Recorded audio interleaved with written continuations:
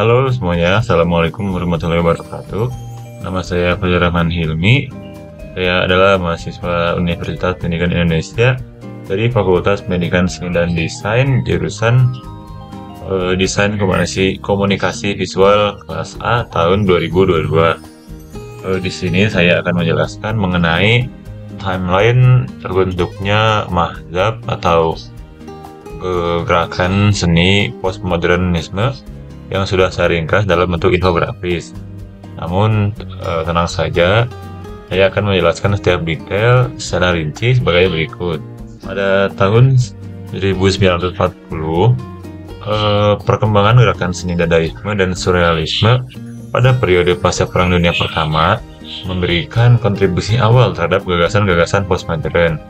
Gerakan-gerakan ini menentang norma-norma dan eksplorasi artistik baru yang melibatkan kolase, montase, dan permainan bahasa.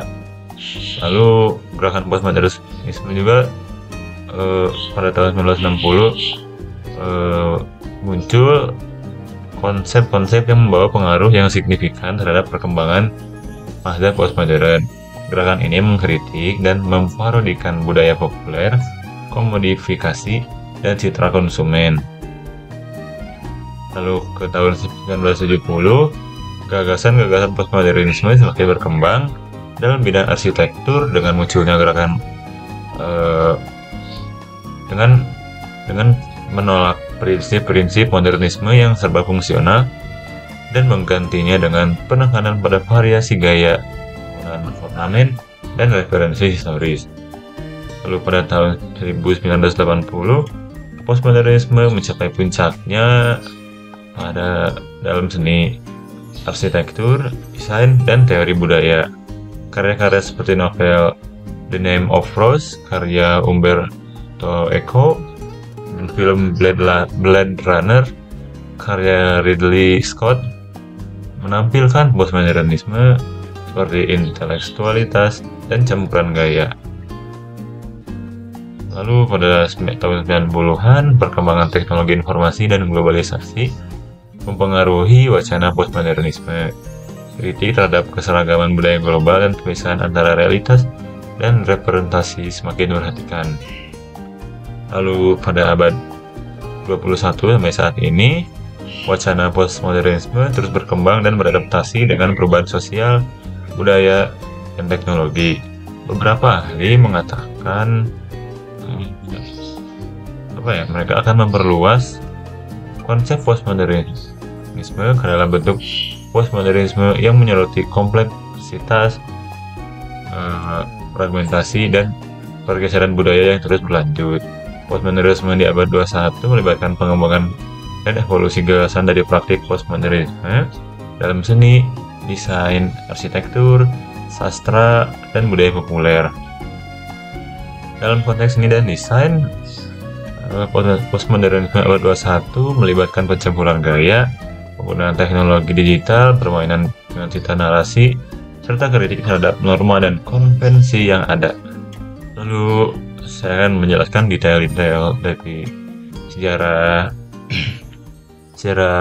gerakan seni postmodernisme.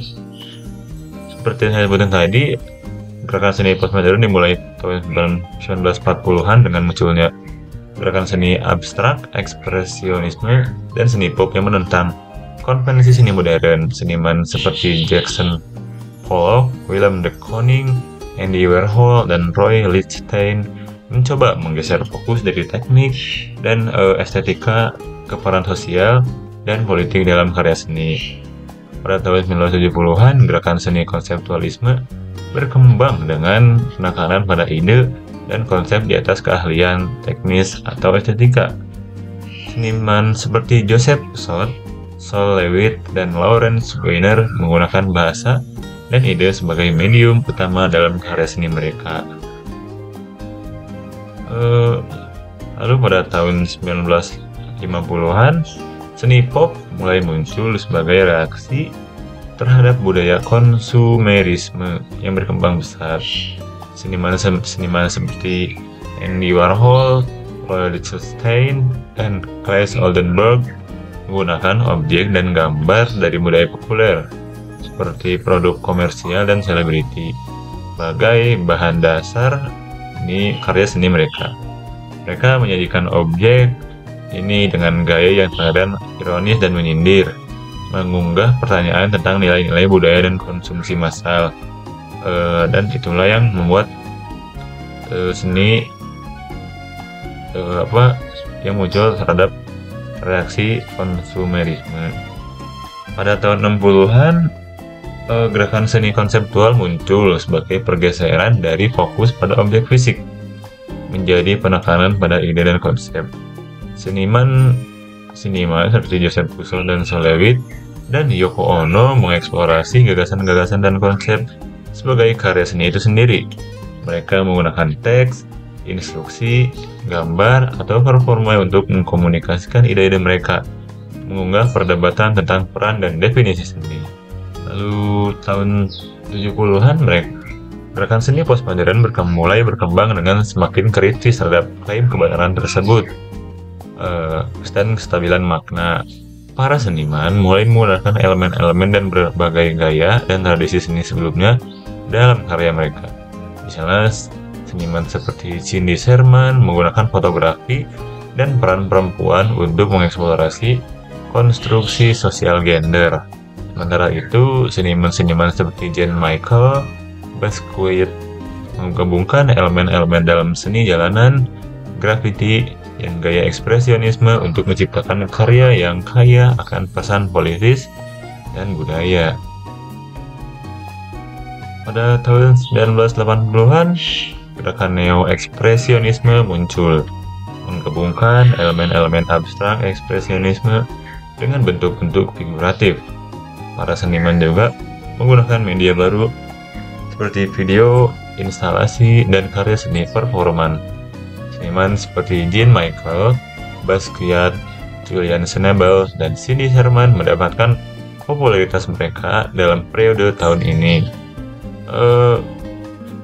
Pada tahun 1980 juga, seni postmodern terus berkembang dengan penekanan pada pluralitas dan heterogenitas. Seniman-seniman seperti yang tadi saya sebutkan, dan ada tambahan Takashi Murakami menggunakan bahan-bahan baru dengan teknologi dan media campuran dalam karya-karya mereka. Mereka menggabungkan budaya populer, simbol-simbol komersial, dan referensi-referensi budaya yang beragam dalam upaya merangsang refleksi dan kritik terhadap masyarakat kontemporer. Pada tahun 1990-an, gerakan seni postmodernisme mulai berkembang. Gerakan ini mengeksplorasi tema-tema seperti identitas, konsumsi massal, dan citra populer. Istilahnya seperti branding pribadi. Soalnya teknologi digital dan internet semakin banyak digunakan dalam seni. Muncul banyak seniman baru seperti Jeff Koons, Damien Hirst, dan Takashi Murakami menjadi terkenal pula dalam periode ini. Perkembangan postmodernisme akan terus berlanjut sampai abad 21 dan saat ini. Perkembangan gerakan seni postmodern kontemporer menjadi lebih beragam, inklusif, dan interdisipliner. Seni partisipatif, seni sosial, dan seni yang berhubungan dengan isu-isu global semakin populer. Seniman seperti Ai Weiwei, Kara Kalkar, Yayoi Kusama, dan Olafur Eliasson mendapatkan pengakuan dalam periode ini. Banyak juga seniman dari dalam negeri seperti Avandi dan lain-lain. Walaupun Avandi terkesan memakai seni ekspresionisme, namun dalam saat dia belajar di perguruan tinggi, dia banyak belajar tentang postmodernisme. Dan saat ini juga muncul banyak seniman-seniman baru yang idenya semakin beragam dengan campuran gaya-gaya yang lain, dan itulah postmodernisme. Itu semua dari saya. Wassalamualaikum warahmatullahi wabarakatuh.